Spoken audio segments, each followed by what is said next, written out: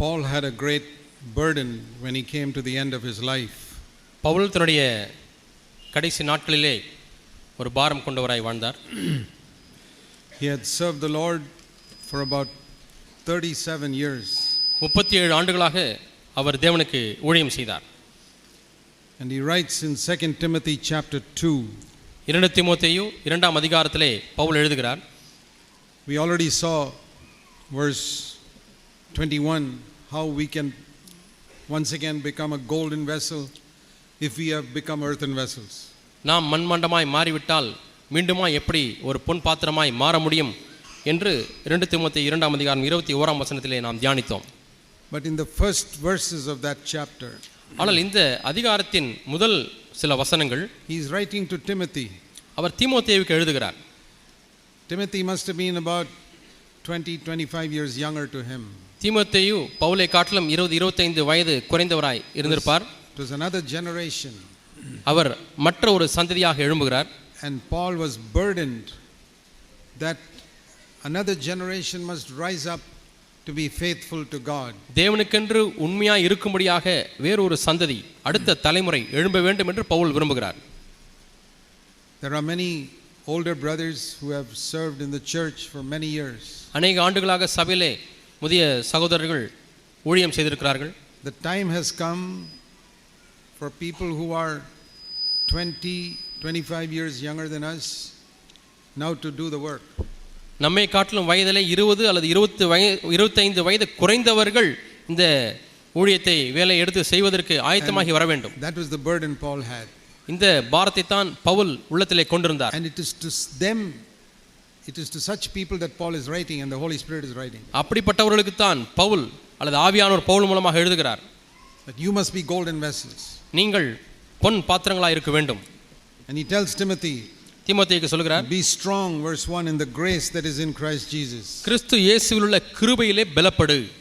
He's not telling, in nowhere does he tell Timothy to seek for the gift of healing or miracles or any such thing. குணமாக்கும் வரங்களை நாடு அல்லது அற்புதங்கள் செய்யும் வரங்களை நாடு என்று எங்கேயுமே பவுல் தீமோத்தேயுக்கு சொல்லவில்லை. That is what so many people are seeking today and they end up going after money. ஆனால் இன்றைக்கு अनेகர் இதைத்தான் தேடிக்கொண்டிருக்கிறார்கள். அதன் முடிவிலே பணத்தை நாடுகிறவர்களாய் அதிலே போகிறார்கள். Paul told Timothy to run away from all that. இப்படிப்பட்ட காரியங்களை விட்டு விலகி ஓடு என்று பவுல் தீமோத்தேயுக்கு சொல்கிறார். Be strong in the grace that is in Christ Jesus. கிறிஸ்து இயேசுவில் உள்ள கிருபையிலே பலப்படு.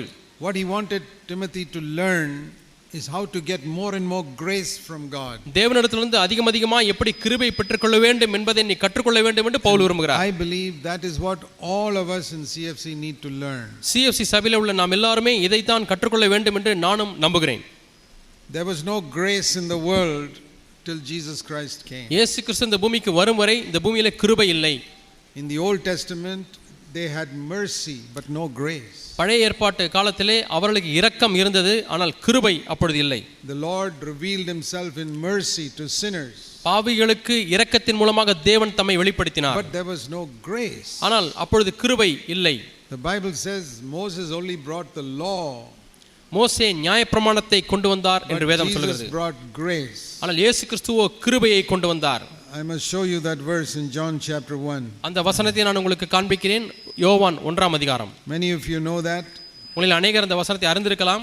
But we have a young generation growing up in our midst who do not know these verses. ஆனால் இந்த வசனங்களை அறியாத இளைய தலைமுறையினர் இப்பொழுது வளர்ந்து வருகிறார்கள். And I want to say to all of you elder brothers, மூப்பர்களே உங்கள் எல்லாருக்கும் நான் சொல்லுகிறேன், when you preach in your church, உங்களுடைய சபையிலே நீங்கள் பிரசங்கிக்கும் பொழுது don't say, oh, I already preached that 20 years ago. 20 வருஷத்துக்கு முன்பதாகவே நான் இதை பிரசங்கித்து விட்டேனே என்று சொல்ல வேண்டாம். I preached that 10 years ago. 10 வருஷத்துக்கு முன்பாக தானே நான் பிரசங்கித்தேன். There are children who have grown up who never heard you say that 20 years ago. 20 ஆண்டுகள் முன்பதாக நீங்கள் சொன்னதை கேள்விப்பட்டிராத பிள்ளைகள் இன்றைக்கு சபையில் இருக்கிறார்கள், வளர்ந்து வருகிறார்கள்.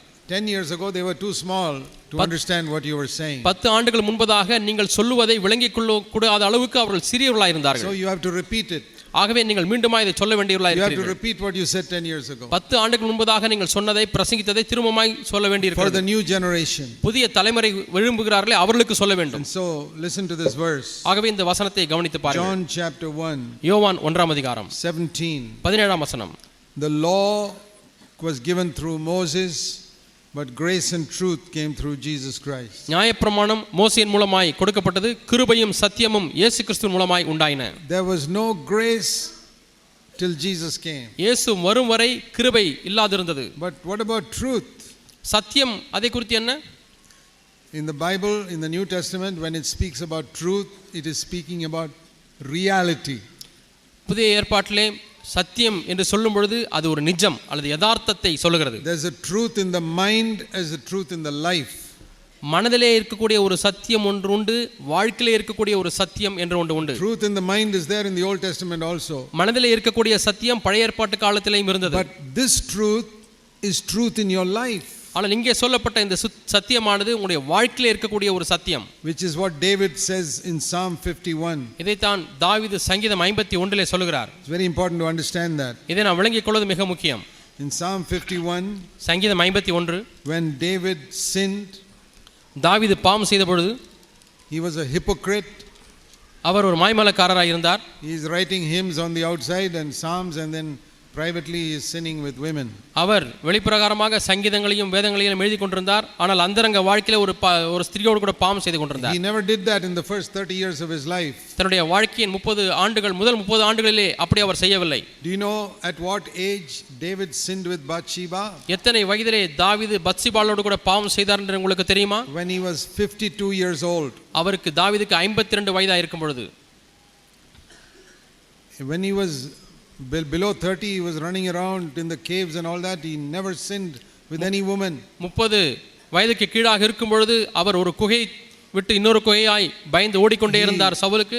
அப்பொழுது அவர் எந்த ஸ்திரியோடும் கூட பாவம் செய்யவில்லை. He wrote so many wonderful psalms. எவ்வளவு அற்புதமான சங்கீதங்களை அவர் எழுதினார். But when he became rich, ஆனால் ஐஸ்வர்யவானான பொழுது, and he got a lot of honor, நிறைய கனம் வந்த பொழுது, and everybody respected him, எல்லாரும் அவரை மதித்தார்கள். that's the time when he began to sin with women. அந்த நேரத்தில் தான் ஸ்திரியோடு கூட பாவம் செய்ய ஆரம்பித்தார். And he says here, he confessed his sin. அவர் இங்கே சொல்கிறார், தன்னுடைய பாவத்தை அறிக்கை செய்தேன் என்று சொல்கிறார். He says here, verse 6, ஆறாம் வசனத்திலே சொல்கிறார், Lord, you desire truth in the innermost being. இதோ உள்ளத்தின் உண்மை இருக்க விரும்புகிறீர் என்று சொல்கிறார். That is the truth which Jesus brought. இந்த சத்தியத்தை தான் இயேசு கொண்டு வந்தார். Not truth in the mind. மனதிலே மூளையிலே இருக்கக்கூடிய சத்தியம் அல்ல. Truth in the mind even Adam had. மனதிலே இருக்கக்கூடிய சத்தியம் என்பது ஆதாமுக்கும் கூட இருந்தது. You know, to understand things in the mind. மனதிலே காரியங்களை விளங்கிக் கொள்வது. But truth in the innermost being. ஆனால் உள்ளத்திலே ஆழத்திலே உண்மை இருப்பது nobody in the Old Testament could have. பழைய ஏற்பாட்டில் யாருக்குமே இல்லை. That means that my inner life is exactly like my outer life. அதனுடைய பொருள் என்னவென்றால் என்னுடைய வெளியரங்கமான வாழ்க்கையும் உள்ளரங்கமான வாழ்க்கையும் ஒன்றாகவே இருந்தது. That is the meaning of truth in the innermost being. உள்ளத்தின் உண்மையிலே ஆழத்திலே உண்மை இருக்க விரும்புகிறேன் என்பதனுடைய அர்த்தம் இதுதான். There are many believers sitting in CFC churches who don't have truth in the innermost being. உள்ளத்திலே உண்மை இல்லாத அநேகர் CFC சபையிலே உட்கார்ந்து கொண்டிருக்கிறார்கள். That is because they don't get grace from God. ஏனென்றால் அவர்கள் தேவனிடத்திலிருந்து கிருபை பெறாதபடினாலே. David realized it. தாவீது அதை உணர்ந்தார். Lord, I am a hypocrite. ஆண்டவரே, நான் ஒரு மாய்மாலக்காரன். I am saying so many things about God. தேவனை பற்றி பல காரியங்களை சொல்கிறேன். In my innermost being I don't have that life. என்னுடைய உள்ளத்தின் ஆழத்திலே அந்த ஒளி சத்தியம் இல்லை ஆண்டவர், அந்த வாழ்க்கை இல்லை. I am living a different type of life in my home and a different type of life before people. ஜனங்கள் முன்பதாக ஒரு வாழ்க்கை, வீட்டில் வேறு ஒரு வாழ்க்கை வாழ்ந்து கொண்டிருக்கிறேன். And that is how it was with all Old Testament people. இப்படித்தான் பழைய ஏற்பாட்டின் மக்கள் எல்லாருடைய வாழ்க்கையும் இருந்தது. You see the great prophet Elijah. எலியா என்ற பெரிய தீர்க்கதரிசியை பாருங்கள். In front of people he could bring fire down from heaven. ஜனங்களுக்கு முன்பதாக வானத்திலிருந்து அக்கினியை கொண்டு வந்த ஒரு தீர்க்கதரிசி. And then in his private life, தன்னுடைய அந்தரங்க வாழ்க்கையிலே, தனிப்பட்ட வாழ்க்கையிலே, he was sitting and saying, Lord, I am so discouraged, please take away my life, I don't want to live. ஆண்டவரே, நான் இனி வாழ விரும்பவில்லை, என்னுடைய ஜீவனை எடுத்துக்கொள்ளும் என்று சொல்லி சோர்ந்து போய் ஆண்டவரை பார்த்து சொல்கிறார். Very next day, அடுத்த நாளிலே அப்படி சொல்கிறார். You read that in 1 Kings 18 and 19 chapters. 1 ராஜாக்கள் 18 19 அதிகாரங்களிலே வாசித்து பாருங்கள். One day he brings fire from heaven, next day he is discouraged and saying, Lord, I want to die. ஒரு நாளிலே வானத்திலிருந்து அக்கினியை கொண்டு வருகிறார், அடுத்த நாளிலே ஆண்டவரே, நான் மரிக்க விரும்புகிறேன், ஜீவனை எடுத்துக்கொள்ளும், சாக போகிறேன் என்று சொல்கிறார். The best people in the Old Testament could not have truth in the innermost being. பழைய ஏற்பாட்டிலே வாழ்ந்த மிக சிறந்த மக்கள் உள்ளத்தின் ஆழத்தில் உண்மை இல்லை. But Jesus came so that we can have truth in the innermost being. ஆனால் நாம் உள்ளத்திலே உண்மை இருக்கும்படியாக இயேசு வந்தார். So remember that. இதை ஞாபகத்தில் வைத்துக் கொள்ளுங்கள். Grace and truth came through Jesus Christ. கிருபையும் சத்தியமும் இயேசு கிறிஸ்துவின் மூலமாய் உண்டாயிற்று. That if you receive everything that Jesus Christ comes to give you, இயேசு உங்களுக்கு கொடுக்க வந்த எல்லாவற்றையும் நீங்கள் பெற்றுக்கொண்டால், you receive the grace that the Lord gives you. இயேசு கிறிஸ்து கொடுக்கக்கூடிய கிருபையை நீங்கள் பெற்றுக்கொள்கிறீர்கள். Listen to this good news. நல்ல செய்தியை கவனித்து கேளுங்கள். Your inner life will be exactly like your outer life. உங்களுடைய வெளியான வாழ்க்கையானது உள்ளான வாழ்க்கை எப்படி இருக்கிறதோ அதே போல இருக்கும். It won't be painted. அங்கே ஒரு சாயம் பூசப்பட்ட வாழ்க்கை அல்ல. There are so many nowadays they make ornaments only painted to look like gold. இன்றைக்கு கவரிங் கோல்ட் என்று சொல்லப்படுகிற ஆபரணங்கள் தங்கத்தை போலவே காட்சியளிக்கிறது. It's not real gold. You put it in the fire, you discover it is not gold. அது உண்மையான தங்கம் அல்ல. நீங்கள் அடுப்பிலே போட்டால் தெரியும் அது உண்மையல்லாத ஒரு பொருள். Inside is some cheap metal. அது உள்ளே பார்த்தால் விலை போகாத ஒரு உலோகம். Outside it is like gold. ஆனால் வெளியே தங்க முலாம் பூசப்பட்டதான ஒரு ஆபரணம். That's the condition of many believers. अनेक விசுவாசிகளுடைய நிலைமை இப்படி தான் இருக்கிறது. Or sometimes they put laminate on some cheap wood. சில சமயத்திலே விலை குறைந்த மட்டமான பலகையின் மீது அவர் லேமினேஷன் பூசுவார்கள் அல்லது போடுவார்கள், ஒட்டுவார்கள். Ordinary plywood or some cheap wood. அது மிகவும் விலை போகாத ஒரு மரமாக இருக்கலாம் அல்லது சாதாரண plywood. And they put some laminate, it looks like teak. இப்பொழுது அது மேலே லேமினேஷன் என்றதான ஒரு ஒன்றை ஒட்டுகிறார்கள். அது பார்ப்பதற்கு தேக்கு மரம் போலவே இருக்கிறது. Most Christians I have met are laminated Christians. நான் சந்தித்த अनेक கிறிஸ்தவர்கள் லேமினேட்டட் கிறிஸ்தவர்களாக மேலே பூசப்பட்ட கிறிஸ்தவர்களாக இருக்கிறார்கள். You take a screwdriver and scratch that laminate, you see what is inside.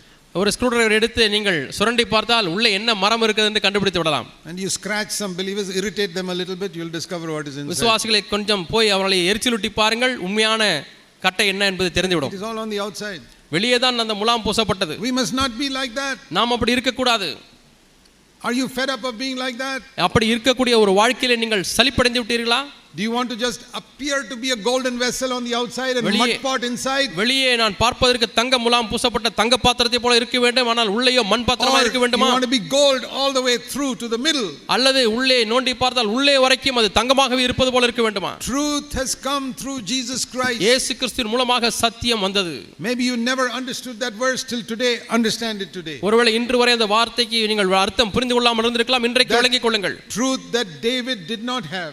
தாவீதுக்கு இல்லாத அந்த சத்தியம் உண்மை. He said, Lord, you desire truth in the innermost being, not on the outside. ஆண்டவரே வெளியரங்கமாக அல்ல ஆண்டவரே, உள்ளத்திலே உண்மை இருக்க விரும்புகிறீர். I don't have it. எனக்கு அது இல்லை ஆண்டவரே.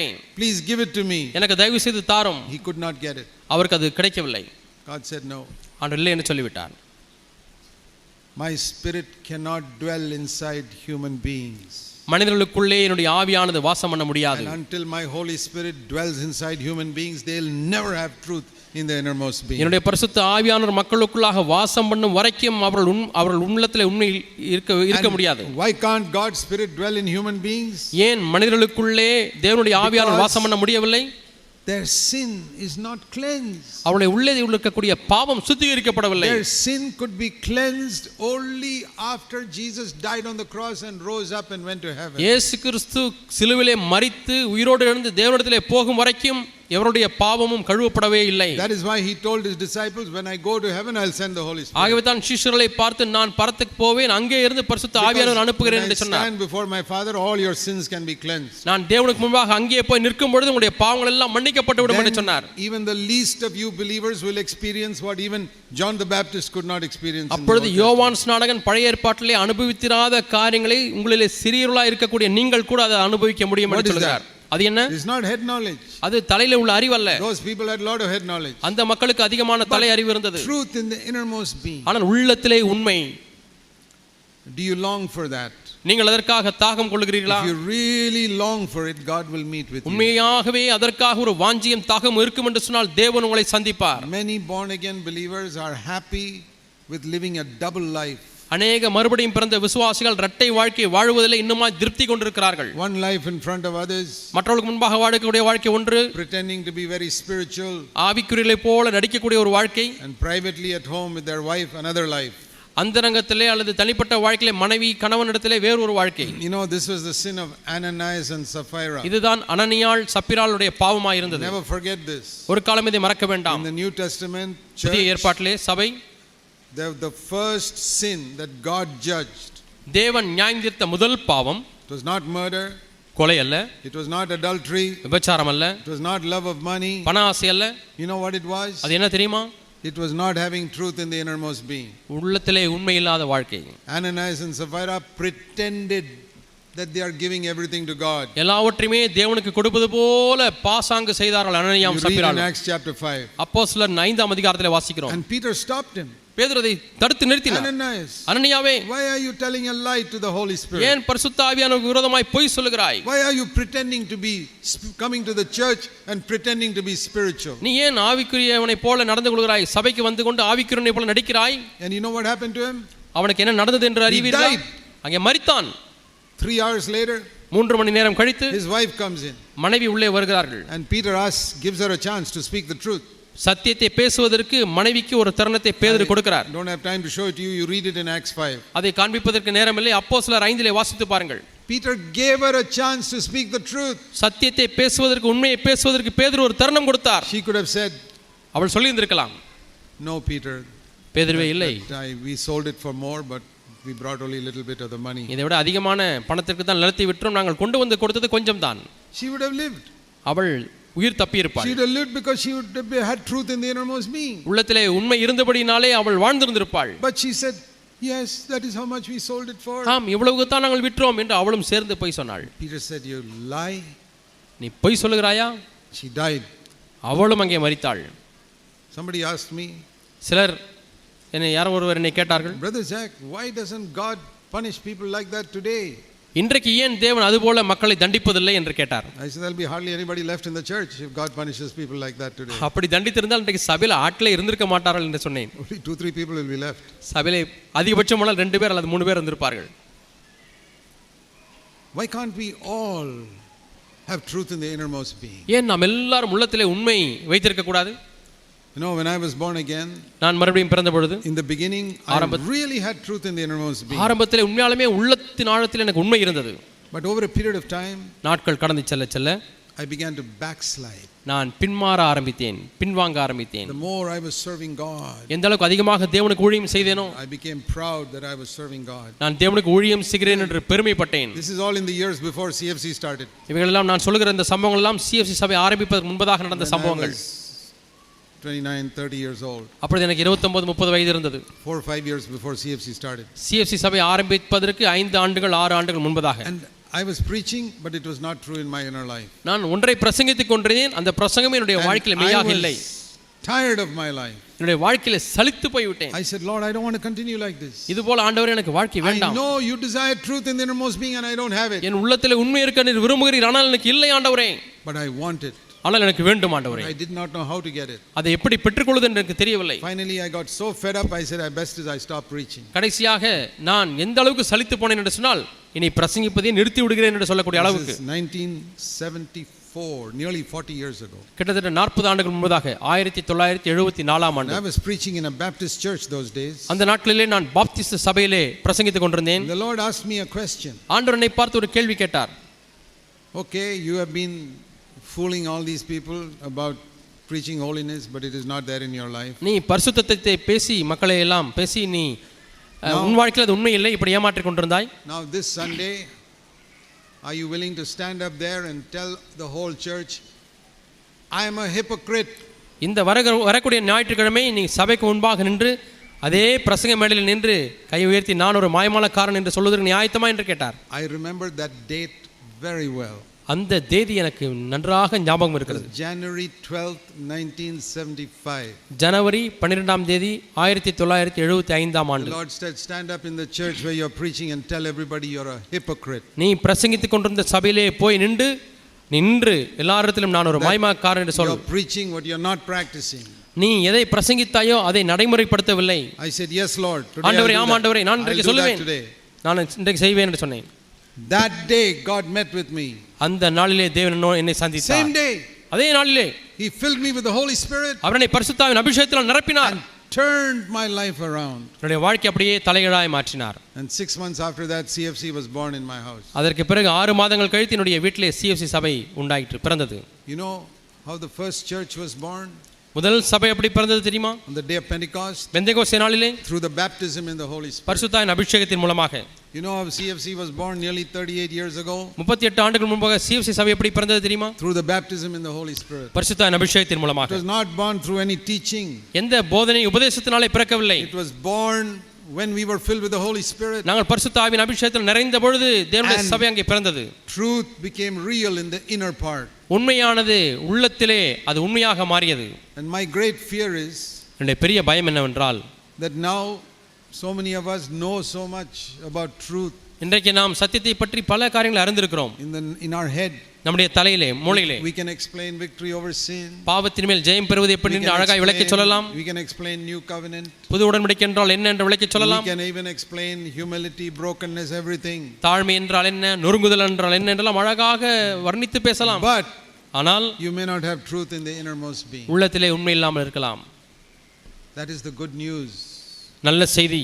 That you don't have to look like a painted gold vessel. முலாம் பூசப்பட்ட தங்க பாத்திரத்தை போல, but a gold vessel through and through. ஆனால் முழுக்க முழுக்க ஒரு தங்க பாத்திரமாகவே இங்க மாற முடியும். You scratch, it is still gold. அதை நீங்கள் செதுக்கி பார்த்தாலும் அது தங்கம் தான். Right to the other side, it is gold all the way through. நீங்கள் ஒரு முனையிலே குத்தி அடுத்த முனை பார்த்தாலும் முழுக்க அது பொன் தான். All of you who are sitting here, இங்கே உட்கார்ந்து கொண்டிருக்கக்கூடிய நீங்கள் எல்லாரும், I want to ask you a question. ஒரு கேள்வியை நான் கேட்கிறேன். Is that true in your life today? இன்றைக்கு இந்த காரியம் உங்கள் வாழ்க்கையில் உண்மையா? If people here can look into your private life, உங்களுடைய அந்தரங்க வாழ்க்கையை மக்கள் பார்த்து, your thought, சிந்தை வாழ்வு, the way you speak to your husband or wife at home, கணவனிடத்திலே மனைவியிடத்திலே வீட்டிலே எப்படி பேசுகிறீர்கள் என்பதை பார்த்து, the type of things you are thinking about when you are on your own, நீங்களாகவே தனியாக இருக்கும்போது எவ்விதமான சிந்தனைகளை சிந்திக்கிறீர்கள் என்பதை யாராவது பார்த்து, what you are thinking about when you lie down in your bed at night, இரவு நேரங்களிலே படுக்கையிலே படுத்துக் கொண்டிருக்கும் பொழுது எவ்விதமான சிந்தனைகள் ஓடிக்கொண்டிருக்கிறது, when you are at the computer, what type of things you are looking at, கம்ப்யூட்டருக்கு முன்பாக உட்கார்ந்து கொண்டிருக்கும் பொழுது எவ்விதமான காரியங்களையும் படங்களையும் பார்க்கிறீர்கள். and you young people, the way you speak to your parents, வாலிபர்களே நீங்கள் பெற்றோரிடத்திலே பேசக்கூடிய விதம், and you parents, what you are teaching your children, how they, whether you are disciplining them or not, பெற்றோரே நீங்கள் உங்கள் பிள்ளைகளை ஒழுக்கத்திலே வளர்க்கிறீர்களா இல்லையா என்கிற காரியம். can you let everybody here look into your private life? இப்படி உங்களுடைய அந்தரங்க வாழ்க்கை எல்லாரும் பார்க்கும்படிக்கு நீங்கள் வாழ முடியுமா? Or are there things in your private life, your home life, that you don't want other people to see? அல்லது மற்ற மக்கள் இதை பார்த்து விடக் கூடாது என்று விரும்புகிற சில அந்தரங்கங்கள் உங்களுடைய வாழ்க்கையில் இருக்கிறதா? But you're still giving people an impression that you're very holy. ஆனால் நான் மிகுந்த பரிசுத்தவான் என்கிறதான ஒரு கருத்தை மற்றவர்களுக்கு கொடுக்கிறீர்கள். You are like Ananias. நீங்கள் ஒரு அனனியாவை போல இருக்கிறீர்கள். You're like Sapphira. நீங்கள் சப்பீராளை போல இருக்கிறீர்கள். You need to pray like David. தாவீதை போல ஜெபிக்க வேண்டும். ஆண்டவரே, you desire truth in the innermost being. உள்ளத்தின் ஆழத்திலே உண்மை இருக்க விரும்புகிறீர். And here is the good news. இங்கே ஒரு நல்ல செய்தி. Moses could only bring the law. மோசே நியாயப்பிரமாணத்தை மட்டுமே கொண்டு வர முடிந்தது. And made the Jewish people very clever. யூத மக்களை மிகுந்த புத்திசாலிகளாய் மாற்றினார். But Jesus Christ ஆனால் இயேசு கிறிஸ்துவோ brought grace, கிருபையை கொண்டு வந்தார். and truth, சத்தியத்தை கொண்டு வந்தார். in the innermost being. உள்ளத்தின் ஆழத்திலே. And he brought it through the Holy Spirit. பரிசுத்த ஆவியானவர் மூலமா இதை கொண்டு வந்தார். That is why the Holy Spirit is called the Spirit of grace in Hebrews 10:29. ஆகவே தான் பரிசுத்த ஆவியானவருக்கு எபிரேயர் 10:29 இன்னொரு பெயர் இருக்கிறது.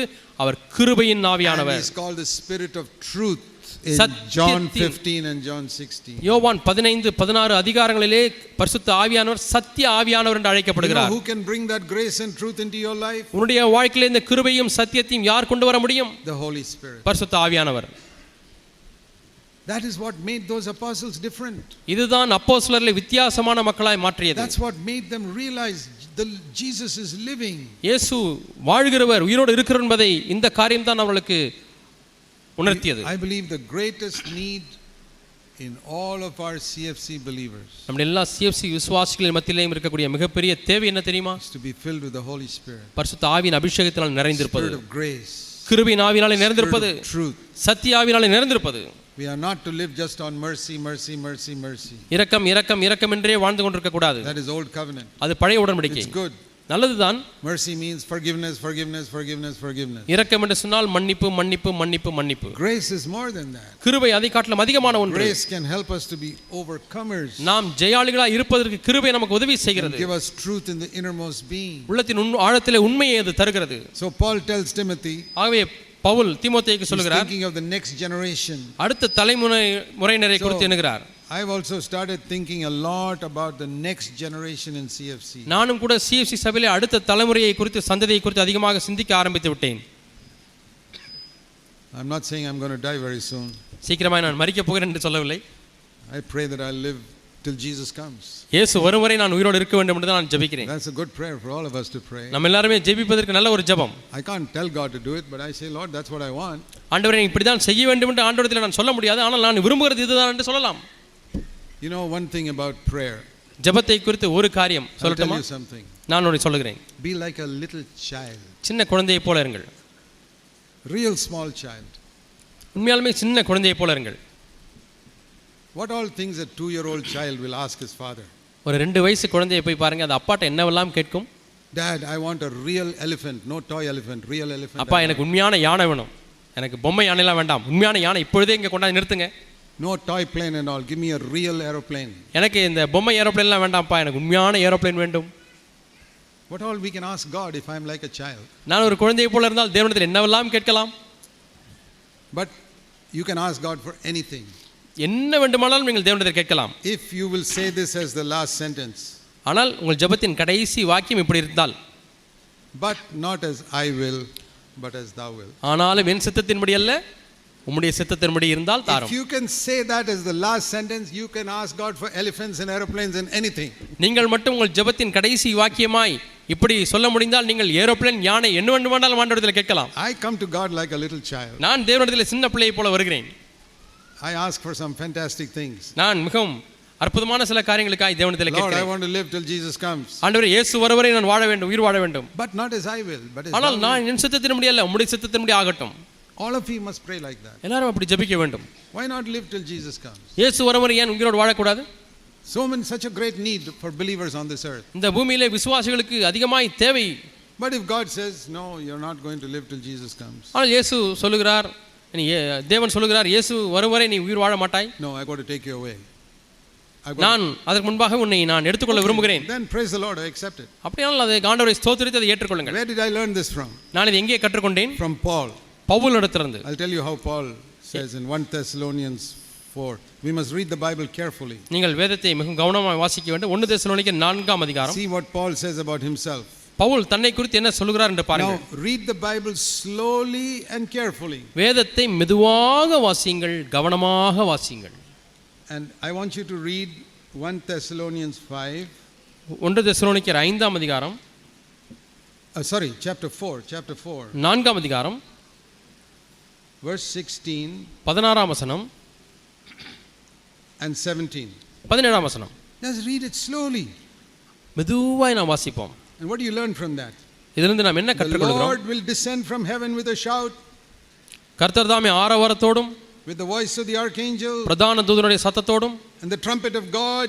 தேவ எக்காலத்தோடும் வானத்திலிருந்து இறங்கி வருவார். And all those who have died in Christ will rise first. அப்பொழுது கிறிஸ்துவுக்குள் மரித்தவர்கள் முதலாவது எழுந்திருப்பார்கள். And Paul says, பவுல் சொல்கிறார், we who are alive, பின்பு உயிரோடு இருக்கும் நாமும் we will be caught up. நாம் எடுத்துக்கொள்ளப்படுவோம். So Paul says, you ask Paul, are you going to be alive when Jesus comes? பவுலை பார்த்து கேட்கிறீர்கள், இயேசு வரும்பொழுது நீங்கள் உயிரோடு இருப்பீர்களா? Are you going to be the dead in Christ or those who are alive? நீங்கள் கிறிஸ்துவுக்குள் மரித்தவர்களில் ஒருவராய் இருக்க போகிறீர்களா அல்லது உயிரோடு இருக்கிறவர்களே ஒருவராய் இருக்க போகிறீரா?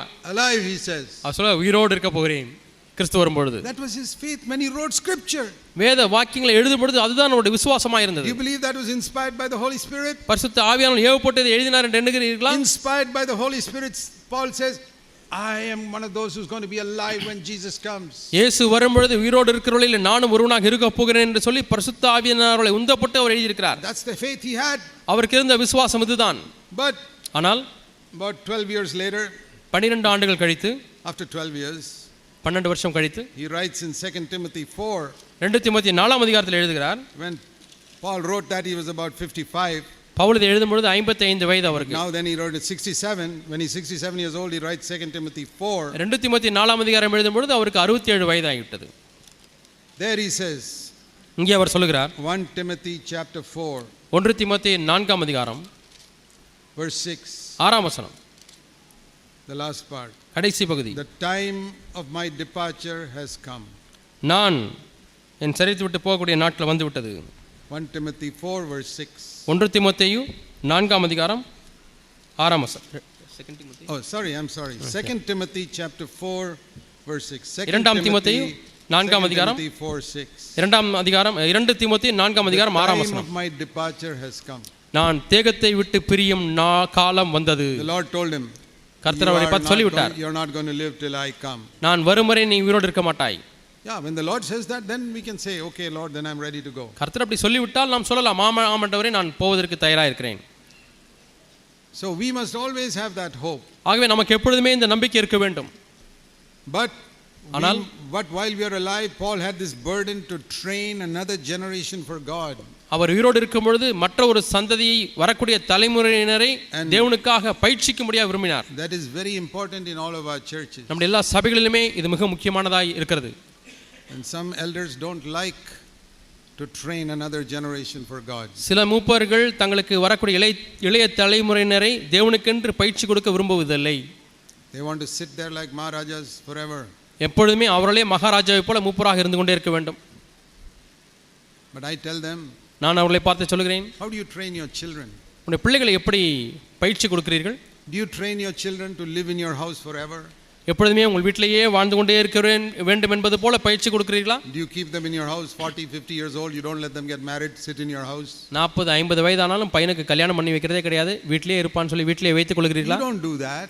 நீங்கள் பிள்ளைகளிடத்தில் அப்படி செய்வதில்லை. As soon as they come somewhere 25 30 years old, you say, hey, we must get them married and send them out to the 25 30 வயசு 25 30 வயசு ஆயிட்டா சரி உனக்கு திருமணமாகி நீ தனியாக குடும்பம் நடத்த வேண்டும் என்று அனுப்பி விடுகிறோம். And we want them to start another generation. இன்னொரு சந்ததியாய் அவர்கள் வளர வேண்டும் என்று நாம் விரும்புகிறோம். We must have the same burden in the church. இதே பாரம் சபையில நமக்கும் இருக்க வேண்டும். That we must raise up another generation of people who love the Lord. தேவனை நேசிக்கக்கூடிய வரக்கூடிய சந்ததி எழும்ப வேண்டுமே என்று அவளை எழுப்ப வேண்டும். Who are faithful to the Lord. கர்த்தருக்கு உண்மையுள்ள ஒரு சந்ததி. Who will run away from youthful lust. பாலிய இச்சை விட்டு விலகி ஓடக்கூடிய சந்ததி. Who will run away from immorality. ஒழுக்க கேட்டிலிருந்து விலகக்கூடிய. Who will run away from the love of money. பண ஆசையிலிருந்து விலகக்கூடிய சந்ததி. Who will run away from all idolatry. எல்லா விக்கிரக ஆராதனை விட்டு விலகி ஓடக்கூடிய சந்ததி.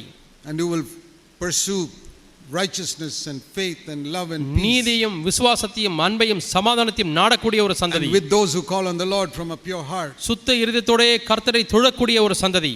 That was Paul's burden. இதுதான் பவுலுடைய பாரம். And so he tells in 2 Timothy 2 verse 2. ஆகவே 2 தீமோத்தேயு 2:2 பவுல் சொல்கிறார், the things which you have heard from me in the presence of many witnesses, you must entrust it to other faithful people who will be able to teach others also. அநேக சாட்சிகளுக்கு முன்பாக நீ என்னிடத்திலே கேட்டவைகளை மற்றவர்களுக்கு போதிக்கத்தக்க உண்மையுள்ள மனுஷரிடத்திலே ஒப்புவி. Whatever you heard from me, Timothy, தீமோத்தேயுவே என்னிடத்திலிருந்து நீ என்னெல்லாம் கேட்டிருக்கிறாயோ please preach the same thing to other people. அதே காரியங்களை மற்றவர்களுக்கு பிரசங்கி. That's what he's telling him. அதைத்தான் சொல்கிறார் தீமோத்தேயுக்கு. People ask me this question. ஜனங்களை பார்த்து கேட்கிறார்கள், Brother Zach, சகோதரர் ஜாக் அவர்களே, we hear you preach in the sermon, can we preach that also? நீங்கள் பிரசங்கிக்கிறீர்களே அதை கேட்டு அதே காரியத்தை நாங்கள் மற்றவர்களுக்கு பிரசங்கம் பண்ணலாமா? Yes, 2 Timothy 2 verse 2. 2 தீமோத்தேயு 2ஆம் அதிகாரம் 2ஆம் வசனம். Same thing you heard from me, please preach to other people. என்னிடத்திலே கேட்ட அதே காரியங்களை நீ மற்றவர்களுக்கு பிரசங்கம் பண்ணு. Only thing, don't do it for your honor. ஒரே ஒரு காரியம், உன்னுடைய சொந்த கனத்துக்காக அப்படி செய்ய வேண்டாம். Do it so that another generation will rise up to be faithful to the Lord. உண்மையுள்ள அடுத்த சந்ததி தேவனுக்கென்று எழும்பும்படியாக அப்படி செய். I am not preaching for my honor. நான் என்னுடைய கனத்துக்காக பிரசங்கிக்கவில்லை. I never preached for honor or money. நான் கனத்துக்காகவோ பணத்துக்காக ஒரு காலம் பிரசங்கிப்பதில்லை. I preach so that people will live a godly life. ஜனங்கள் தேவபக்தியுள்ள வாழ்க்கை வாழும்படியாக நான் பிரசங்கிக்கிறேன். And if that is what your burden is, you can preach everything that I preach exactly like I preach. இதுதான் உன்னுடைய பாரமா இருக்குமானால் நான் பிரசங்கிக்கக்கூடிய ஒவ்வொரு காரியத்தையும் அப்படியே நீ பிரசங்கிக்கலாம். In fact, I tell people, please don't bore people with useless sermons. பிரயோஜனமில்லாத பிரசங்களை வைத்து நீங்கள் மக்களை போரடிக்க வேண்டாம் என்று சொல்கிறேன். If you don't have a word one day, ஒரு நாளிலே பிரசங்கிப்பதற்கு வார்த்தை கிடைக்காவிட்டால் listen to some message of mine and at least preach that. என்னுடைய செய்திகளில் சிலவற்றை கேட்டு அதையாவது பிரசங்கியுங்கள் என்று சொல்கிறேன். There's nothing wrong in that. அதில் தவறில்லை. If you are seeking the glory of God, தேவனுடைய மகிமை மட்டும் நீங்கள் தேடுவீர்களாக இருந்தால், what you heard from me, என்னிடத்திலிருந்து கேட்டவைகளை the same thing, அதே காரியத்தை preach to others, மற்றவர்களுக்கு பிரசங்கம் பண்ணு. to faithful people.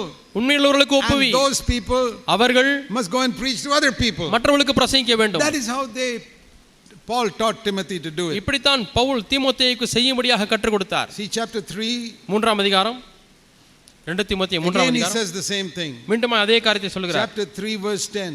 3ஆம் அதிகாரம் 10ஆம் வசனம். He says, you followed my teaching.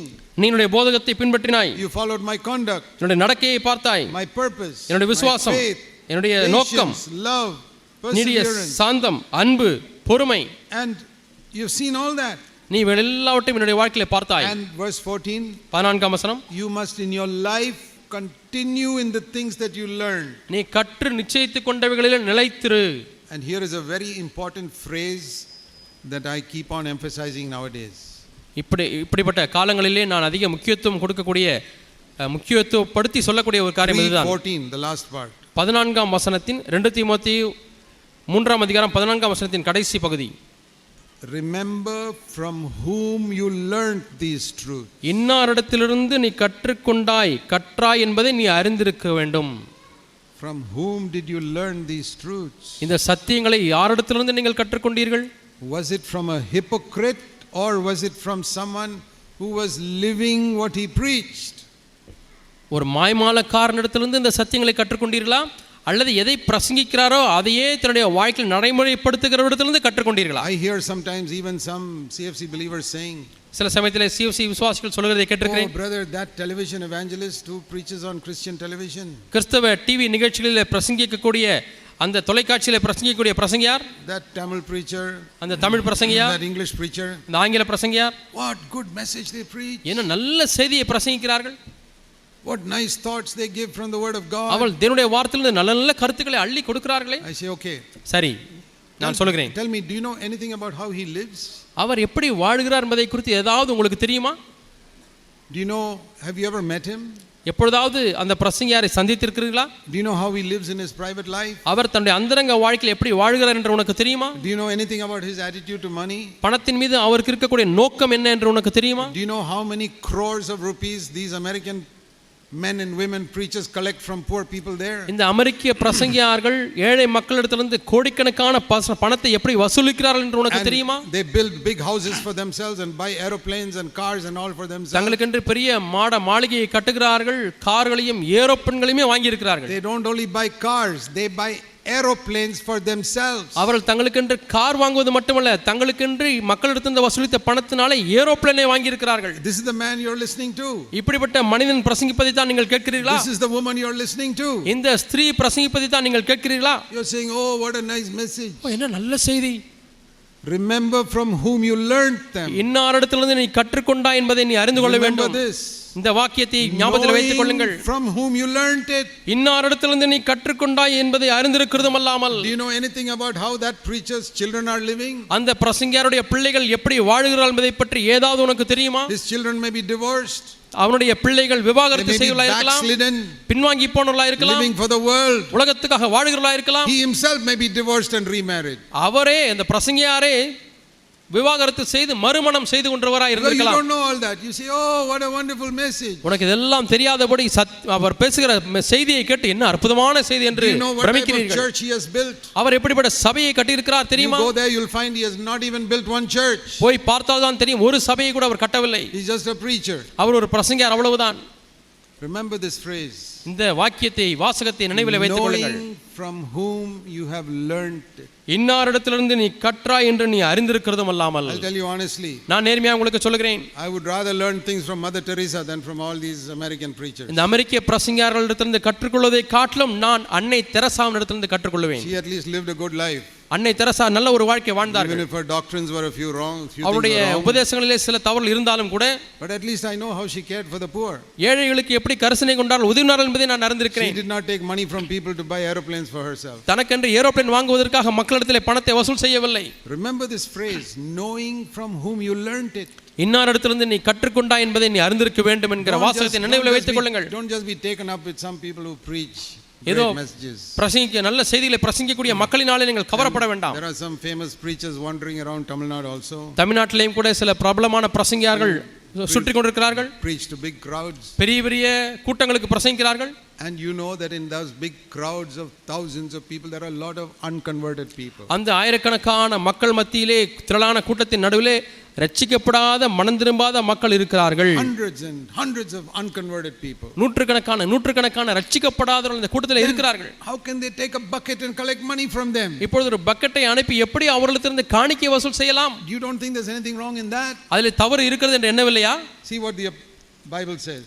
வேதம் என்ன சொல்லுது என்று பாருங்கள். How the early Christians served the Lord. ஆரம்பகால கிறிஸ்தவர்கள் எப்படி தேவனுக்கு ஊழியம் செய்தார்கள்? See the third epistle of John. யோவான் எழுதின மூன்றாவது நிருபம் 3 யோவான். Third epistle of John. 3 யோவான் பக்கம் 331. The early Christians preachers. ஆரம்பகால கிறிஸ்தவ பிரசங்கியார்கள். See their example. அவருடைய உதாரணத்தை மாதிரியை Verse பாருங்கள். 7. 7ஆம் வசனம். They went out for the sake of the name of Jesus Christ, taking nothing from the unbelievers. ஏனெனில் அவர்கள் புறஜாதியாரிடத்தில் ஒன்றும் வாங்காமல் அவருடைய நாமத்தின் நிமித்தம் புறப்பட்டு போனார்கள். That is how those people served God. இப்படித்தான் அந்த நாட்களில் அந்த மக்கள் தேவனை They சேவித்தார்கள். said, we will not take 1 rupee from any unbeliever. அவிசுவாசியிடத்திலிருந்து ஒரு ரூபாயை கூட நான் வாங்க மாட்டேன். If I starve, I will starve, but I will not take money from an பட்டினி unbeliever. கிடக்க வேண்டுமா? பட்டினி கிடக்கிறேன், ஆனால் அவிசுவாசியிடத்திலிருந்து ஒரு பைசா நான் வாங்க மாட்டேன். But today all these preachers, television preachers, public preachers, they all collect money from unbelievers. ஆனால் இன்றைக்கு இருக்கக்கூடிய டிவி பிரசங்கியார்கள், பொதுப்படையிலே பிரசங்கிக்கக்கூடிய பொது பிரசங்கியார்கள் எல்லா விதமான மக்களிடத்திலிருந்தும் காணிக்கை வசூல் செய்கிறார்கள். You have learned truth from them. இவர்களிடத்திலிருந்து நீங்கள் சத்தியத்தை கற்றுக்கொண்டீர்களா? Learn truth from people who disobey the word of God. தேவனுடைய வார்த்தைக்கு கீழ்ப்படியாமல் இருக்கிறவர்களிடத்திலிருந்து நீங்கள் சத்தியத்தை கற்றுக்கொள்கிறீர்களா? Know from whom you have learned truth. இன்னாரிடத்திலிருந்து சத்தியத்தை கற்றுக்கொண்டா என்பதை அறிந்து கொள்வாயாக. The truth may be good. சத்தியம் நன்றாக இருக்கலாம்.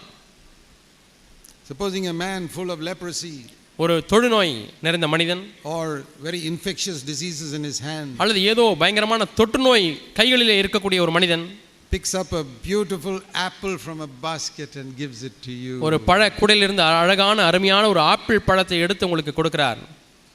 Will you take it and eat it? நீங்கள் அதை வாங்கி புசிப்பீர்களா? Why not? It's a good apple. நல்ல ஆப்பிள் தானே, வாங்கி சாப்பிடுங்களே. It's a nice apple. நல்ல ஆப்பிள். I'll say no. நான் மாட்டேன் என்று சொல்லிவிடுவேன். There's infection in that man's hand. அந்த மனிதனுடைய கையிலே தொற்று வியாதியுடைய கிருமிகள் இருக்கிறது. Whether the apple is good. நான் இப்பொழுது ஆப்பிள் சரியா இல்லையா என்று நான் சொல்லவில்லை. You just need to touch it for the germs to go to the apple. அந்த ஆப்பிளை தொட்ட மாத்திரத்திலே கைகளில் இருக்கக்கூடிய கிருமிகள் அந்த ஆப்பிளுக்கு சென்றுவிடும். We are very careful when it comes to food. ஆகாரம் என்று வரும்பொழுது அவ்வளவு கவனமுள்ளவர்களாக இருக்கிறோம். But many Christians are careless when it comes to receiving God's word. ஆனால் தேவனுடைய வார்த்தையை பெற்றுக்கொள்ளுகிற விஷயத்திலே அநேக கிறிஸ்தவர்கள் கவனமாக இல்லவே இல்லை. இந்த வாசகத்தை நினைவில் வைத்துக் கொள்ளுங்கள். Whom did you learn it? இன்னாரிடத்திலிருந்து கற்றுக்கொண்டாய், யாரிடத்திலிருந்து கற்றுக்கொண்டாய்? That is what Paul is telling Timothy. இதைத்தான் பவுல் தீமோத்தேயுக்கு சொல்கிறார். Don't just see whether those other preachers are great preachers. Those days also there were people like that. அந்த நாட்களிலேயும் கூட பெரிய பிரசங்கியார்கள் இருந்தார்கள். ஆகவே இந்த நாட்களிலே பெரிய பிரசங்கியார் எங்கே இருக்கலாம் என்று பார்க்க வேண்டாம். They were saying we can preach better than Paul. அந்த நாட்களிலும் சொன்னார்கள், பவுலே என்ன, பவுலை காட்டிலும் நாங்கள் மென்மையாய் பிரசங்கிப்போம் என்று சொன்னார்கள். Paul says they may be better preachers than me. என்னை காட்டிலும் நன்றாக பிரசங்கிகள் இருக்கலாம் என்று பவுல் சொல்கிறார். Know from whom you learned these truths. ஆனால் இந்த சத்தியங்களை இன்னாரிடத்திலிருந்து கற்றுக்கொண்டாய் என்பதை அறிந்து கொள். Let's turn back to 2 Timothy chapter 2. மீண்டுமாய் நாம் 2 தீமோத்தேயு 2ஆம் அதிகாரத்திற்கு வருவோம். He says if you want to raise up another generation for God, தேவனுக்கென்று இன்னொரு தலைமுறையினரை சந்ததியை எழுப்ப வேண்டுமானால், not only you must know from whom you learned these truths. இன்னாரிடத்திலிருந்து சத்தியத்தை கற்றுக்கொண்டாய் என்பதை அறிந்திருக்கிறது மட்டுமல்லாமல், 2 Timothy 2 verse 3, 2 தீமோத்தேயு 2ஆம் அதிகாரம் 3ஆம் வசனம், you must be just like me to suffer hardship as a good soldier of Jesus Christ. நீயும் என்னைப் போலவே இயேசு கிறிஸ்துவுக்கு நல்ல போர் சேவகனாய் தீங்கு அனுபவிக்க வேண்டும். You know Paul, they called him a heretic and a false teacher. பவுலை பார்த்து கள்ள போதகன் என்றும் அவர் பிசாசு பிடித்தவர் என்றும் சொன்னார்கள். Do you know that? உங்களுக்கு தெரியுமா? Even towards the end of his life, அவருடைய வாழ்க்கையின் முடிவிலே கூட they said this fellow is a cult leader. இவன் ஒரு மார்க்க சம்பந்தமான மார்க்கத்திற்கு தலைவன். That was part of the hardship Paul suffered. அது தீங்கு அனுபவிப்பதிலே ஒரு பகுதி. See Acts of the Apostles chapter 24. அப்போஸ்தலர் நடவடிக்கைகள் 24ஆம் அதிகாரத்திலே பாருங்கள். Paul is giving his testimony. Pavul தன்னுடைய சாட்சியை சொல்கிறார். He is standing before a king called Felix. Felix என்ற ஒரு ராஜாவுக்கு முன்பாக நிற்கிறார். And he is giving his testimony. தன்னுடைய சாட்சியை சொல்கிறார். Verse 14. 14ஆம் வசனம். He says, I admit that according to the way which other people call a cult, I am serving God. உம்மிடத்திலே ஒன்றை நான் ஒத்துக்கொள்கிறேன். அப்போஸ்தலர் 24:14. அது என்னவென்றால் இவர்கள் மதபேதம் கல்ட் என்று சொல்லுகிறார் மார்க்கத்தின்படியே நான் அப்படியே தான் இருக்கிறேன். What other people are calling a false teaching? மற்றவர்கள் பொய்யான போதம் என்று சொல்லுகிறார்களே. Do you know that they called Paul a false teacher? பவுலை பொய் போதகன் கள்ள போதகன் என்று சொன்னார்கள், அழைத்தார்கள் என்று உங்களுக்கு தெரியுமா? That is when he was over 60 years old. After preaching 30 years, they were calling him a false teacher. Pavul 30 ஆண்டுகள் பிரசங்கித்த பிறகு 60 வயதிலே பவுலை பார்த்து கள்ள போதகன் என்று சொல்கிறார்கள். They can say what they like. அவர்கள் என்ன விரும்புகிறார்களோ அதை அவர் சொல்லலாம். He says, let them call me a false teacher. என்னை ஒரு பொய் போதகன் என்று அவர் அழைக்கட்டும். But I'll tell you what my false teaching is. ஆனால் என்னுடைய பொய் போதகம் என்ன என்று நான் உங்களுக்கு சொல்லுகிறேன். Number 1. Verse 14. 14 வசனம். I believe everything written in the law and the prophets. இங்கே தீர்க்கதரிசன நியாயப்பிரமாண புத்தகத்தில் எழுதியிருக்க ஒவ்வொன்றையும் நான் விசுவாசிக்கிறேன். That is another word for the Bible of those days. Those 39 books was called the Bible. அந்த நாட்களில் இருந்த 39 புத்தகங்களுக்கு இன்னொரு பெயர் நியாயப்பிரமாண தீர்க்கதரிசன புத்தகம். They call me a false teacher. I'll tell you what it is. I believe everything written in the Bible. அவர் என்னை ஒரு மார்க்க பேதத்தின் தலைவன் என்று சொல்கிறார்களா? நான் எதை விசுவாசிக்கிறேன் என்று சொல்கிறேன். வேதத்தில் சொல்லப்பட்ட அத்தனையும் நான் விசுவாசிக்கிறேன். Number 2. இரண்டாவது, I believe, verse 15, there will be a resurrection of the righteous people and of the wicked people. 15ஆம் வசனத்திலே நீதிமான்களுக்கும் அநீதிமான்களுக்கும் உரிய உயிர்த்தெழுதல் உண்டு என்று விசுவாசிக்கிறேன். And because I want to be in the resurrection of the righteous, அப்படி நீதிமான்களின் உயிர்த்தெழுதலிலே நான் இருக்க வேண்டும் என்று விரும்புகிறபடினாலே 16ஆம் வசனம், my conscience free from any disturbance. I keep my conscience pure before God and before men. தேவனுக்கும் மனுஷருக்கும் முன்பாக எப்பொழுதும் குற்றமற்ற மனசாட்சியை உடையவனாய் இருக்க பிரயாசப்படுகிறேன்.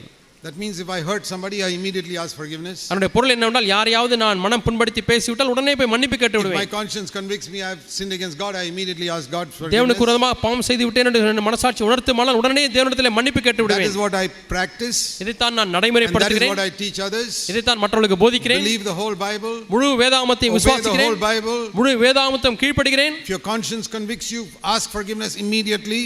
உன்னுடைய மனசாட்சி உனக்கு உணர்த்தி உடனே மன்னிப்பு கேள் என்று சொன்னால், and ask forgiveness from others, மற்றவர்களிடம் மன்னிப்பு கேட்பேன், then you will be ready for the resurrection. அப்பொழுது நீ உயிர்த்தெழுதலுக்கு ஆயத்தமாய் இருப்பாய். You want to call that a false teaching? You can call it what you like. இதுதான் கள்ள போதகம் என்று அழைத்தால் விரும்புகிறபடி அழைத்துக் கொள்ளுங்கள். Paul said, don't worry what people say. மக்கள் எதை சொல்கிறார்கள் என்பதை குறித்து நாம் கவலைப்பட வேண்டாம். Chapter 2 verse 2 Timothy 2:3 to suffer hardship with me as a good soldier of Jesus. என்னை போல நல்ல போர்ச்சேகவனாய் சுவிசேஷத்திற்கு தீங்கு அனுபவி என்ற 2 தீமோத்தேயு 2:3 வாசிக்கிறோம். Supposing you join the army, ஒருவேளை நீங்கள் பட்டாளத்திலே சேர்ந்தால், and you tell the army, see, I don't want any bullets to hit me anywhere, but எனக்கு எந்த குண்டும் துளைக்க கூடாது, ஆனால் நான் சந்தோஷமா இருக்க வேண்டும் ராணுவத்திலே. I don't want any bullets to hit me in the war. நான் சண்டைக்கு போனால் எந்த ஒரு குண்டும் என்னை துளைக்க கூடாது. Then they'll say you should join the circus, not army. அப்படியானால் நீ ராணுவத்திலே சேர்ந்திருக்க கூடாது, சர்க்கஸிலே சேர்ந்திருக்க வேண்டும். There nobody will fire bullets. அங்கே யாருமே உன்னை பார்த்து துப்பாக்கியிலே சுட மாட்டார்கள். Army means so many people, you'll be getting bullets all over, you got to run and hide. And ராணுவம் என்று சொன்னால் பல துப்பாக்கி குண்டுகள் உன்னை நோக்கி வரும், நீதான் ஒளிந்து ஓட வேண்டும். So if you want to be a Christian, ஆகவே நீ கிறிஸ்தவனாய் இருக்க வேண்டுமானால், you say no, I don't like anybody speaking bad about me. யார் என்னை குறித்து கெட்டதாய் நல்ல தீமையானதை பேசவே கூடாது. Brother, go and join the circus, be a clown in the circus, they'll always speak nicely about you. சகோதரனே, நீ சர்க்கஸிலே போய் கோமாளியாக சேர்ந்து விடு, எல்லாரும் உன்னை பார்த்து சிரிப்பார்கள், சந்தோஷப்படுவார்கள். Seek to be a disciple of Jesus. இயேசு கிறிஸ்து சீஷனாய் இருப்பதற்கு முயற்சி செய்ய வேண்டாம். They call the master prince of devils. What will they call you? எஜமானியே பெயல்செபூலின் தலைவர் என்று சொன்னால் உங்களை எப்படி அழைக்க மாட்டார்கள்? We want to raise another generation that they are soldiers, not people going on a picnic. Picnic போகிற மக்கள் அல்ல, ராணுவத்திலே சேரக்கூடிய போர் வீரர்களை நாம் வரக்கூடிய சந்ததியில் எழுப்ப வேண்டும். I want to be a soldier of Jesus Christ till the end of my life. என்னுடைய வாழ்க்கையின் முடிவு வரையந்தம் நான் இயேசு கிறிஸ்துவுக்கு நல்ல போர்ச்சேவனாய் இருக்க விரும்புகிறேன். A fearless soldier. ஒரு பயமில்லாத சேவகன். Not afraid of what people say about me. ஜனங்கள் என்னை குறித்து என்ன சொல்வார்கள் என்பதற்கு சற்றும் பயமில்லாத வாழ்க்கை. Not afraid of the devil. பிசாசை குறித்து பயமில்லாத வாழ்க்கை. Not afraid of anything. எதை குறித்தும் பயமில்லாத வாழ்க்கை. I want to be a soldier. நான் ஒரு போர்ச்சேவனாய் இருக்க விரும்புகிறேன். You know the type of people we must raise in our churches? நம்முடைய சபைகளிலே எப்படிப்பட்டவர்களை பயிற்சி கொடுத்து எழுப்ப வேண்டும் தெரியுமா? Soldiers. போர்ச்சேவகர்கள். Men and women. ஆண்களும் பெண்களும். Not to fight with people. ஜனங்களோடு கூட சண்டை போடுகிற போர்ச்சேவகன் அல்ல. Fight with the devil. பிசாசோடு போரிடுகிற போர்ச்சேவகர். A soldier who is not afraid of hardship. ஒரு போர்ச்சேவகன் தீங்கு அனுபவிப்பதை குறித்து பயப்பட மாட்டான். Who is not, verse 4, who is not always getting entangled in the worldly things. அவன் எப்பொழுதுமே 4ஆம் வசனத்திலே வாசிப்பது போல பொதுவான வாழ்க்கையிலே போய் சிக்கிக் கொள்ள மாட்டான். We are not going to raise a good generation for the future if we don't teach them to use the world, but don't bury yourself in the world. உலகத்திலே உள்ள காரியங்களை பயன்படுத்தி உன்னையே உலகத்துக்குள்ளே மூழ்கெடுத்துக் கொள்ள வேண்டாம் என்று தான் நம்முடைய இளைய தலைமுறையினருக்கு நாம் சொல்ல வேண்டும். You know, the Bible says we must use the things in the world, but not get so occupied with it that our whole mind is in that. நம்முடைய முழு மனதுமே அதிலே மூழ்கடிக்கக்கூடிய அளவுக்கு உலகத்தினுடைய காரியங்களிலே நாம் நுழைந்து விடக்கூடாது. ஆனால் உலக காரியங்களை பயன்படுத்தலாம் என்று வேதம் சொல்கிறது. When I was a very young Christian, 22 years old. 22 வயது நிரம்பிய இளம் கிறிஸ்தவனாக நான் இருக்கும் பொழுது 22 years old.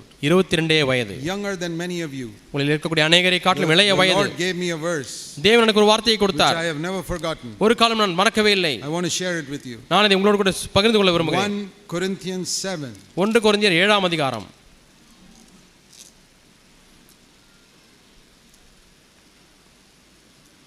and verse 30 30ஆம் வசனம் and 31.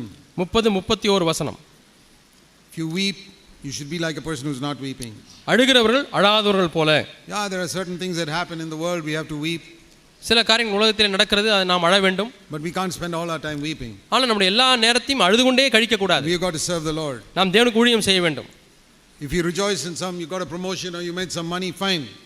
சந்தோஷப்படுகிறவர்கள், உங்களுக்கு வேலை உயர்வு வந்து விட்டது அல்லது அதிக பணம் கிடைத்து விட்டது, சந்தோஷப்படுகிறீர்களா? Don't spend your all time rejoicing in that. ஆனால் வாழ்க்கை முழுவதுமே சந்தோஷத்திலேயே செலவழிக்க வேண்டாம். Okay, you bought something. ஏதோ ஒன்றை வாங்கி விட்டீர்கள். Verse 30. 30ஆம் வசனம். Don't get so occupied with that house you bought or that scooter you bought. நீங்கள் கொள்ளுகிறவர்கள் போல நீங்கள் வாங்கின ஸ்கூட்டர் அல்லது வாங்கின வீடு வாங்கின நிலம் அதிலேயே இருந்து விட வேண்டாம். திளைத்து விட வேண்டாம். 31ஆம் You have to live in the world, you have to use it, but don't become so occupied with that. இந்த உலகத்தை அனுபவிக்கிறவர்கள் அதை தகாத விதமாய் அனுபவியாதவர்கள் போல அதிலேயே திளைத்து விட கூடாது. And this one phrase, ஒரு வாசகம், verse 35, 35ஆம் வசனம், last part. கடைசி பகுதி. I want you to have an undistracted devotion to the Lord. நீங்கள் கவலை இல்லாமல் கர்த்தரை பற்றிக் கொண்டிருக்க வேண்டும் என்று விரும்புகிறேன். And when I was 22 years old, I wrote it in the front of my Bible. 23 வயதாக இருக்கும் பொழுது என்னுடைய வேதாகமத்தின் ஆரம்ப பக்கத்தில் அதை எழுதி கொண்டேன். You must have an undistracted devotion to Jesus Christ. இயேசு கிறிஸ்துவின் மேல் எந்த ஒரு சிதறலும் இல்லாத ஒரு நேச பக்தி. Nothing must drive you away from that. இந்த பக்தியிலிருந்து எதுமே நம்மை விலக்கி விட கூடாது. Those days I was working in the Navy. அந்த நாட்களிலே நான் கப்பற்படையிலே பணி செய்து கொண்டிருந்தேன். But in the midst of my work I said, Lord, I'm devoted to you first. ஆனால் என்னுடைய வேலையின் மத்தியிலேயே நான் தேவனை பார்த்து சொன்னேன், ஆண்டவரே, பிரதானமாக நான் உமக்கென்று நான் அர்ப்பணிக்கப்பட்டவன். I find so many young people today who don't have that undistracted devotion to the Lord. ஆனால் இன்றைக்கு நான் பார்க்கிறது என்னவென்றால் அநேக வாலிபர்களுக்கு இப்படி சிதறாத தேவன் மீது இருக்கக்கூடிய நேச பக்தி இல்லை. So many of their worldly friends make them think about movies and cinemas and all types of other things. அநேக வாலிபர்கள் தங்களுடைய உலக நண்பர்களோடு கூட சேர்ந்து சினிமாவை பற்றியும் உலகத்தை பற்றியுமே பேசிக் கொண்டிருக்கிறார்கள். More stylish dresses and painting their faces and all that. எப்படி முகத்துக்கு சாயம் பூசுவது, எப்படி ஸ்டைலாக ஆடை அணிவது, இதை குறித்து தான் பேசுகிறார்கள். What is most important when Jesus comes? இயேசு வரும்பொழுது பிரதானமான காரியம் என்ன? Undistracted devotion to Christ. சிதறடிக்கப்படாத கவனம் நிறைந்த தேவன் மேல் உள்ள ஒரு பக்தி. You can't become a servant of God in 1 year or 2 years. ஒரு வருஷத்திலே அல்லது 2 வருஷத்திலே நீங்கள் தேவனுடைய ஊழியராய் மாறிவிட முடியாது. It takes many years for God to make you a faithful servant. நீங்கள் ஒரு உண்மையுள்ள ஊழியராய் மாறுவதற்கு ஆண்டவருக்கு பல ஆண்டுகள் பிடிக்கும். Start when you are young. ஆகவே வாலிப பிராயத்திலே ஆரம்பித்து விடுங்கள். Take seriously all the things you hear in the church. சபையிலே கேட்கக்கூடிய ஒவ்வொரு வசனத்தையும் கருத்தாய் ஏற்றுக்கொள்ளுங்கள். Remember this phrase. இந்த வாசகத்தை ஞாபகத்தில் வைத்துக் கொள்ளுங்கள். Undistracted devotion to the Lord. கவலை இல்லாமல் தேவனை பற்றிக் கொண்டிரு. It means in the midst of all your work, your eyes are fixed on Jesus. உங்களுடைய வேலையின் மத்தியிலேயும் கூட உங்களுடைய கண்கள் இயேசுவின் மேலேயே பதிக்கப்பட்டிருக்கிறது என்பதன் அதனுடைய அர்த்தம். I heard a story ஒரு கதையை கேள்விப்பட்டேன். of a little 10-year-old boy who was playing a violin in a big auditorium. ஒரு பெரிய கலை அரங்கத்திலே ஒரு சிறிய பையன் வயலின் கருவியை இசை மீட்டிக் கொண்டிருந்தான். 10 years old. 10 வயது பையன். And he played it so beautifully. அவன் மிகவும் நேர்த்தியாக அந்த இசை கருவியை வாசித்தான். The people sat and clapped when he finished 1 hour of this playing. ஒரு மணி நேர இசையை அவன் வயலினில் வாசித்த பிறகு முழு கூட்டமுமே அந்த இசையில மயங்கியது. முடிந்தவுடனே கரவொலி எழுப்பினார்கள். The newspaper reporters came and asked him, how you played so well? செய்தியாளர்கள் அவனிடத்திலே வந்து எப்படி இவ்வளவு நேர்த்தியாய் நீ வயலின் வாசிக்கிறாய் என்று கேட்டார்கள். He said, my violin teacher was sitting over there. என்னுடைய வயலின் balcony. சொல்லிக் கொடுக்கக்கூடிய ஆசிரியர் அந்த பால்கனியிலே உட்கார்ந்து கொண்டிருந்தார். And I was not looking at the people here. நான் இங்கே உட்கார்ந்து கொண்டிருக்கக்கூடிய மக்களை நான் பார்க்கவில்லை. As I was playing, I was looking at him. நான் இந்த வயலினை வாசிக்கும் பொழுது என்னுடைய ஆசிரியரையே பார்த்து கொண்டே இருந்தேன். Was he nodding his head? அவர் தலையை அசைத்துக் கொண்டே இருக்கிறாரா? Or was he saying, no, not like that? அல்லது அப்படி இல்லை என்று தலையை இப்படி ஆட்டுகிறாரா? That was only for 1 hour I was only looking at. ஒரு மணி நேரம் அவருடைய முகத்தை பார்த்து கொண்டே நான் வாசித்தேன். I learned something from that story. அந்த கதையிலிருந்து ஒன்றை நான் கற்றுக்கொண்டேன். I said, Lord, that's how I want to live my life. ஆண்டவரே, என்னுடைய வாழ்க்கை இப்படித்தான் நான் வாழ வேண்டும். I have a teacher in heaven. எனக்கு பரத்திலே ஒரு ஆசிரியர் உண்டு, ஒரு போதிக்கிறவர் உண்டு. Everything good I have learned in my life, I learned only from him. என்னுடைய வாழ்க்கையில கற்றுக்கொண்ட நல்லது எல்லாவற்றையும் அவரிடத்திலிருந்தே நான் கற்றுக்கொண்டேன். There are thousands of people watching my life. என்னுடைய வாழ்க்கை ஆயிரக்கணக்கான மக்கள் பார்த்து கொண்டிருக்கிறார்கள். I am not interested what they are thinking of me. அவர்கள் என்னை குறித்து என்ன எண்ணுகிறார்கள் என்பதில் எனக்கு விருப்பமில்லை. I see my master. என்னுடைய எஜமானை நான் பார்க்கிறேன். When I preach, I see Jesus listening to me. பிரசங்கிக்கும் பொழுது இயேசு என்னை கவனித்துக் கொண்டிருக்கிறார் என்பதை நான் எண்ணி பார்க்கிறேன். My life at home, என்னுடைய குடும்பத்திலே நான் வாழக்கூடிய வாழ்க்கை, I am conscious that Jesus is watching me. இயேசு என்னை கவனித்துக் கொண்டே இருக்கிறார் என்பதை நான் அறிந்தவனாய் வாழ்கிறேன். And I want to please him. அவரையே நான் பிரியப்படுத்தி வாழ விரும்புகிறேன். My dear young people, நர்மையான இளம் வாலிபர்களே, older people, பெரியவர்களே, it will take time for you to remember that always. எப்பொழுதுமே இதை குறித்து சிந்தனை உள்ளவர்களாக இருக்கும்படிக்கு நாட்கள் பிடிக்கும். But work towards it. ஆனால் அதற்கு நேராக நீங்கள் பிரயாசப்படுங்கள். This is the meaning of let us run the race looking unto Jesus. இயேசுவை நோக்கி நம்முடைய ஓட்டத்தை பொறுமையோடே ஓடக்கடுவோம் என்கிற வசனத்தினுடைய அர்த்தம் இதுதான். Hebrews 12 verse 1 and 2. எபிரேயர் 12ஆம் அதிகாரம் 1-2 வசனங்கள். Let us run the race looking unto Jesus. இயேசுவை நோக்கி பார்த்துக்கொண்டு நம்முடைய ஓட்டத்தை பொறுமையோடே ஓடக்கடுவோம். Always looking at him. நம்ம எப்பொழுதுமே அவரையே நோக்கி பார்க்கக்கூடிய வாழ்க்கை. That is how we must run this race. இப்படித்தான் நாம் இந்த ஓட்டத்தை ஓட வேண்டும். That is how we must endure until the end. இப்படித்தான் நாம் முடிவு பரியந்தம் நிலைத்திருக்க வேண்டும். Remember from whom you have learned these truths. இன்னாரிடத்திலிருந்து இந்த சத்தியத்தை கற்றுக்கொண்டாய் என்பதை நீ ஞாபகத்தில் வைத்துக்கொள். Be a good soldier. நல்ல போர் சேவகனாய் இருந்து விடு. Be willing to suffer hardship. கிறிஸ்துவுக்கென்று தீங்கு அனுபவிப்பதற்கு ஆயத்தமுள்ளவனாயிரு. The Lord needs you. தேவனுக்கு நீ தேவை. I'll say one more thing in closing. இன்னும் ஒரு காரியத்தை நான் முடிக்கும் பொழுது சொல்கிறேன். Towards the end of Jesus' life, he wanted to gather his children together. He wanted to ride into Jerusalem before the crucifixion. இயேசு சிலுவையில் அறையப்படுவதற்கு முன்பதாக அவர் எருசலேமை நோக்கி அவர் போய் கொண்டிருக்கிறார். And he had decided that he's going to ride on a donkey. அவர் ஒரு கழுதின் மேல் ஏறி போகும்படியாய் தீர்மானித்தார். So he told his disciples, தம்முடைய சிஷ்யர்களை பார்த்து சொன்னார், go into that town, அந்த ஊருக்குள்ளே போங்கள், and then you will find a donkey tied there, go and bring him to me. அங்கே ஒரு கழுதை குட்டி கட்டப்பட்டிருக்கும், அதை பார்த்து அதை எனக்கென்று கொண்டு வாருங்கள். Matthew 21. மத்தேயு 21ஆம் அதிகாரம். There's a great lesson here. அங்கே ஒரு பெரிய பாடம் நமக்கு இருக்கிறது. Jesus told his disciples, இயேசு தம்முடைய சிஷ்யர்களை பார்த்து சொன்னார், 2ஆம் வசனம், go to the village opposite, you'll find a donkey there with a colt, untie the donkey and bring him to me. எதிரே இருக்கக்கூடிய கிராமத்துக்கு போங்கள், போன உடனே அங்கே ஒரு கழுதையும் அதனுடைய கூட ஒரு குட்டியும் கட்டியிருக்க காண்பீர்கள், அவைகளை அவிழ்த்து என்னிடத்தில் கொண்டு வாருங்கள். You know, kings those days used to ride on horses. உங்களுக்கு தெரியுமா, அந்த நாட்களிலே ராஜாக்கள் குதிரையிலே தான் சவாரி செய்வார்கள். To ride on a donkey is a very shameful thing. கழுதையிலே சவாரி செய்வது என்பது ஒரு வெட்கமான காரியம். But Jesus came as a servant. ஆனால் இயேசுவோ ஒரு வேலைக்காரனாக வந்தார். So he got a donkey. ஆகவே ஒரு கழுதையை எடுத்துக்கொண்டார். And listen to this. This is the word that spoke to me. கவனித்து கேளுங்கள், இதுதான் என்னோடு கூட பேசின வார்த்தை. If somebody asks you, what are you doing? நீங்கள் என்ன செய்கிறீர்கள் என்று யாராவது உங்களை கேட்டால், say the Lord has need of this donkey. இவைகள் ஆண்டவருக்கு வேண்டும் என்று சொல்லுங்கள். That really blessed my heart. இது உண்மையாலுமே இந்த வாசகம் என்னை உள்ளத்தை ஆசீர்வதித்தது. I say, Lord, you needed a donkey. ஆண்டவரே, உமக்கு ஒரு கழுதை தேவைப்பட்டதா? I volunteer. ஆண்டவரே, நானே என்னை தொண்டாளனாக நான் என்னை ஒப்புக் கொடுக்கிறேன். I am ready. நான் தயாராக இருக்கிறேன். I am available. நான் ஆயத்தமாக இருக்கிறேன். I may be as stupid as a donkey. ஒரு கழுதை போல ஒரு புத்தியனாக இருக்கலாம். But you have need of me. ஆனாலும் ஆண்டவரே, உமக்கு நான் தேவை. You can ride on me. நீர் என் மேல் சவாரி செய்யலாம். And what honor that donkey got. இந்த கழுதை குட்டிக்கு என்ன கணம் கிடைத்தது பாருங்கள். It says when he came on that donkey, people were throwing their coats and all on the ground. கழுதையிலே இயேசு சவாரி வரும்பொழுது அவர்கள் எல்லாரும் இந்த கழுதை நடக்கக்கூடிய வழியிலே தங்களுடைய வஸ்திரங்களை எல்லாம் விரித்தார்கள். Verse 7. 7ஆம் வசனம். That stupid donkey must have thought, what a big person I am. People are throwing their coats in front of me. அந்த புத்தியனமான கழுதை என்ன நினைத்திருக்கும்? நான் எவ்வளவு பெரிய ஆள், மக்கள் தங்களுடைய கோட் சூட்டெல்லாம் எனக்கு முன்பாக விரிக்கிறார்கள் நான் நடந்து செல்வதற்கு. They were not honoring the donkey. அவர்கள் கழுதையை கனம் பண்ணவில்லை, honoring Jesus. அவர்கள் இயேசுவை கனம் பண்ணினார்கள். Because as soon as Jesus got off that donkey, ஏனென்றால் இயேசு அந்த கழுதையிலிருந்து இறங்கின மாத்திரத்தில் nobody threw any coats, nobody even bothered about that. யாருமே அந்த கழுதைக்கு வஸ்திரத்தை விரிக்கவில்லை, யாரும் அந்த கழுதையை குறித்து அக்கறைப்பட்டதாக தெரியவில்லை. Remember that. ஞாபகத்தில் வைத்துக் கொள்ளுங்கள். If people give you some honor, ஜனங்கள் உங்களுக்கு ஒரு கனம் பண்ணினால் you're still a donkey.